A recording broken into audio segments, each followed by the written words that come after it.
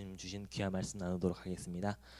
네, 암흑과 같은 영적 침체기에 있었던 북이스라엘 안에서 선지자 엘리야는 하나님의 권능을 받아서 놀라운 하나님의 일들을 사명들을 감당해냈던 것을 우리가 함께 보았습니다. 그러나 모든 사람들이 시작한 때가 있다면은 마친 때가 있듯이 오늘 본문에서 엘리야는 하나님의 부르심을 받고 그의 사역을 마무리하는 단계에 이르게 됩니다. 엘리야의 사역, 엘리야의 사명은 그의 제자 엘리사, 이름 비슷하죠? 엘리사에게로 이어지게 됩니다. 그런데 엘리야에서 엘리사로의 선지자직의 승계는 되게 독특하게도 두 사람의 여정을 통해서 이루어지는 것을 우리가 볼 수 있습니다. 두 사람의 여행을 통해서 이루어집니다. 오늘 우리는 이 두 사람 엘리야와 엘리사의 동행을 통해서 진정한 제자도란 무엇인지 그 교훈을 함께 발견할 수 있을 것입니다. 네, 두 사람의 여정은 엘리야의 사역의 주요 무대였던 길갈에서부터 시작됩니다. 길갈에서 엘리야는 엘리사에게 엘리사야, 하나님께서 나를 베델로 오라고 하신다. 그런데 너는 여기 그냥 머무는 게 좋을 것 같다라고 이렇게 이야기합니다. 엘리야가 엘리사에게 따라오지 말라고 말한 이유는 진짜로 말 그대로 너 따라오지 말고 여기 그냥 있어 라는 의미에서 하는 것이 아니라 엘리야가 걸어가는 이 사명의 길을 엘리사가 따라올 수 있는지 정말 그의 마음에 충분한 각오와 그리고 마음의 준비가 되었는지를 묻기 위해서, 테스트하기 위해서 엘리야에게 이렇게 말하고 있는 것입니다. 엘리사와 엘리야가 첫 번째로 향한 이곳 베델은 어떤 곳이지요?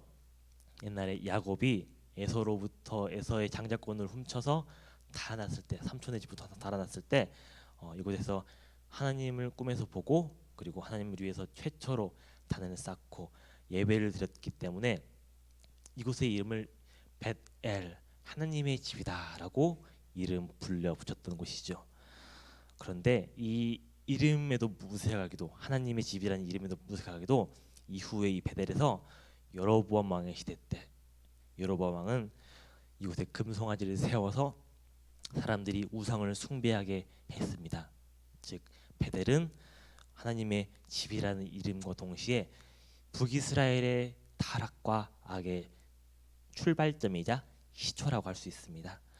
엘리야는 엘리사에게 너와 내가 함께 가야 될 이 길은 결코 쉬운 길이 아니다. 세상의 죄악에 가득한 길이며 어쩌면 차라리 따라오지 않는 게 나을지도 모르는 그런 힘든 길이다라고 역설하고 있는 것입니다. 그러나 엘리야의 이 질문에 너 정말 따라올 수 있겠느냐라는 엘리야의 질문에 엘리사는 내가 하나님의 살아계심과 나의 생명을 두고 맹세하는데 반드시 당신이 그 길에 동행하겠습니다라고 맹세하는 대답으로 이렇게 대답합니다. 엘리야와 엘리사가 베델에 도착하자 선지자의 제자들이 그들 앞에 나타납니다. 그리고 엘리사에게 하나님께서 엘리야를 데려가려고 하는데 당신이 알고 계십니까? 라고 이렇게 묻습니다. 그러나 이 선지자 제자들의 질문은 엘리사가 진짜로 엘리야가 소천하는 것을 아세요 모르세요라고 아는지 모르는지를 물어보는 것이 아니라 정말 영적인 이스라엘의 기동과 같은 인물인 엘리야가 떠나고 나면은 앞으로 이 땅에 남은 자들이 도대체 어떻게 해야 됩니까? 라고 이렇게 묻고 있는 것입니다. 그러니까 엘리야가 있어도 이 약한 세상에서 신앙생활하기 힘들고 흉흉한데 엘리야조차 사라진다면은 도대체 우리가 어떻게 이것들을 감당해냅니까? 라고 걱정 섞인 질문을 엘리사에게 던지고 있는 것입니다. 이 엘리사는 그 선지자 제자들에게 너희가 잠잠히 있으라라고 이렇게 대답합니다. 이것은 너희가 염려하지 말고 하나님께서 우리를 위해서 모든 일을 예비하고 계시고 준비하고 계시기 때문에 끝까지 인내하며 지켜보라라고 이렇게 대답하고 있는 것입니다. 베델에 도착한 이후에 엘리야는 엘리사에게 이제 또 다른 곳으로 가자고 합니다. 그렇게 해서 두 번째로 이야기하는 곳은 바로 여리고였습니다. 엘리사야, 하나님께서 하나님께서 나를 여리고로 보내신다. 근데 이번에도 너가 따라오지 않는 것이 좋을 것 같다라는 건 어떤 뜻이죠? 너가 나의 사명은 내가 걸어간 이 사명의 길을 여전히 따라올 수 있겠느냐라고 물어보고 있는 것이죠. 그러자 역시 마찬가지로 엘리사도 네, 제가 맹세코 따라가겠습니다라고 이렇게 대답합니다. 엘리야와 엘리사가 방문한 두 번째 장소인 여리고는 어떤 곳이죠? 옛날에 여호수아가 가나안 전쟁에서 함락시킨 첫 번째 성이었습니다. 여리고는 난공불락의 성이었죠. 이스라엘이 가진 어떤 국력으로는 사실 여리고를 함락시키는 것은 불가능에 가까웠습니다. 그러자 하나님께서는 이스라엘에게 어떤 공성할 수 있는 투석기나 사다리나 충차를 주신 것도 아니고, 그리고 공성 전술을 가르쳐 주신 것도 아니고, 여리고를 돌아라, 돌고 돌고 또 돌고 마지막 날에 7바퀴 반을 돌고 나팔을 불고 소리를 질러라 라고 이렇게 어쩌면 다소 이해하기 어려운 명령을 내리십니다. 그러나 여호수아와 이스라엘이 그 이해하기 어려운 명령에 순종했을 때 여리고는 하나님의 권능으로 말미암아 무너졌었습니다. 엘리야는 엘리사에게 이렇게 여리고의 성지순례 견학을 통해서 이스라엘의 어떤 그 과거의 역사를 되짚음으로써 엘리사의 사역은 여호수아처럼 명령에 온전히 순종할 때 하나님의 인도를 통해서 이루어지게 될 것이라는 것을 시청각 교육 자료를 통해서 가르치는 것입니다. 이번에도 엘리사는 엘리야에게 맹세로서 그의 뒤를 따를 것을 말합니다. 이어서 여리고에서 엘리야는 엘리사에게 하나님이 나를 또 보내신다라고 말합니다. 이번에는 요단으로 보내신다라고 이렇게 말합니다. 그리고 이번에도 엘리야와 엘리사는 함께 요단 강을 향해 합니다. 요단에서 엘리야는 강물이 앞에 흐르지 않습니까? 자신의 겉옷을 벗어서 강물을 칩니다. 그러자 강물이 둘로 나뉘게 됩니다. 이 역시 엘리야가 엘리사를 위해서 준비한 시청각 교육 자료입니다. 이스라엘 사람이라면, 그리고 성경 우리 교회 다니는 사람들이라면 물이 갈라진다 하면은 두 가지 사건이 생각나게 되겠죠. 첫 번째는 모세가 지팡이로 홍해를 가른 사건, 그리고 여호수아가 요단강을 가르고 이제 가나안 땅으로 진입한 사건을 떠올리게 되겠죠. 엘리야는 자신이 직접 이 요단강 물을 가르면서 성경에 나왔던 그 놀라운 기적, 그냥 이야기가 아니다. 성경이 할 수 있다는 것을 나도 할 수 있다, 너도 할 수 있다라는 것을 보여줍니다. 하나님이 함께 하시면 이처럼 놀라운 기적과 이적이 엘리사 너에게도 함께 할 수 있을 것이다라는 것을 보여주는 것입니다. 이러한 여정을 통해서 엘리야는 엘리사에게 선지자가 어떻게 하나님의 사명을 감당하는지를 알려주었고, 또한 엘리사는 그 가르침과 질문에 대해서 네, 내가 하겠습니다 라는 맹세로서 응답했습니다. 엘리사의 마음이 굳게 서 있다는 것을 확인한 엘리야는 여정을 마무리하면서 엘리사에게 묻습니다.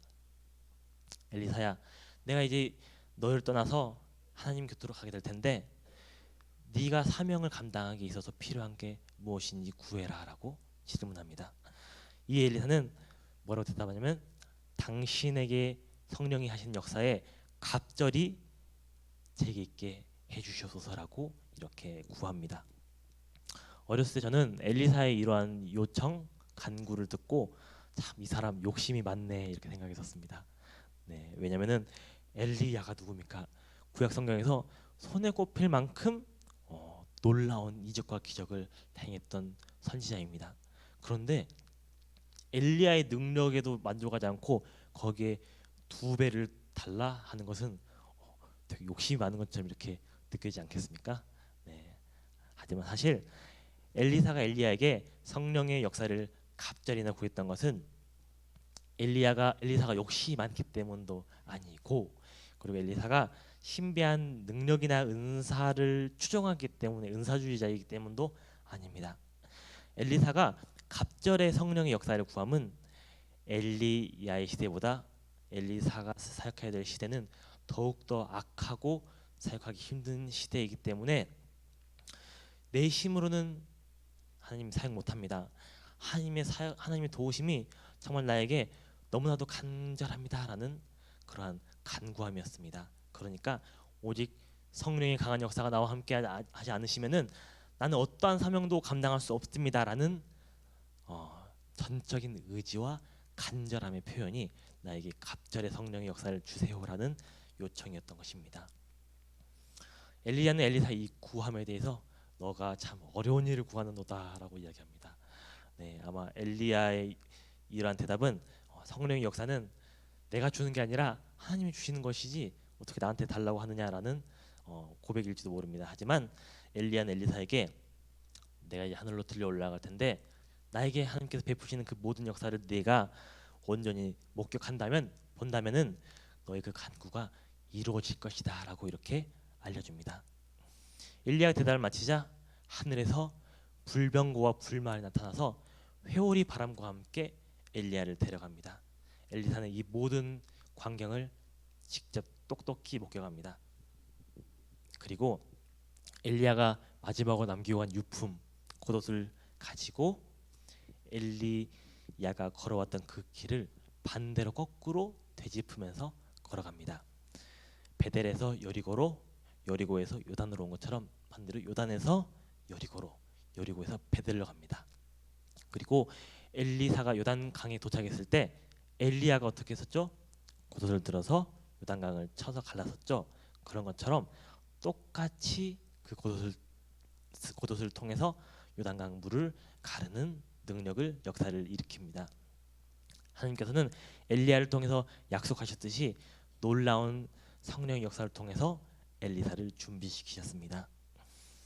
오늘 우리는 엘리야와 엘리사를 통해서 제자도의 중요한 교훈을 배웁니다.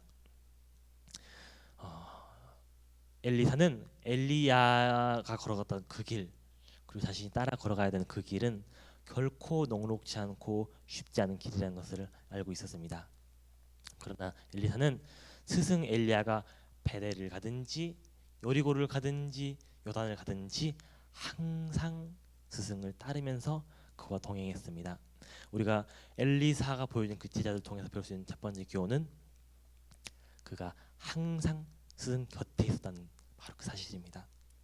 좋을 때만 곁에 있고 힘들 때는 떠나 있는 것이 아니라 좋을 때 힘들 때 어떠한 순간이든지 항상 엘리야와 동행했다는 그 사실입니다. 우리의 가장 좋은 스승은 누구실까요? 바로 우리 예수 그리스도시죠.